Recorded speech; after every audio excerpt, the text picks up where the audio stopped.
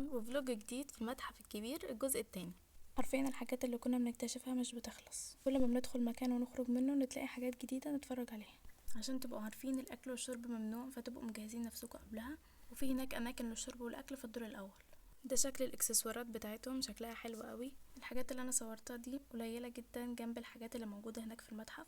ان شاء الله كلكم لما تروحوا هناك هتشوفوا الحاجات على الطبيعه بشكل اوضح، واكيد كلنا عارفين الحاجات على الطبيعه احسن من الصور والفيديوهات بكتير. دي كانت الاطباق اللي بياكلوا ويشربوا فيها، وشفنا بقى الادوات اللي كانوا بيكتبوا عليها زمان، وادوات كتير كانوا بيستخدموها.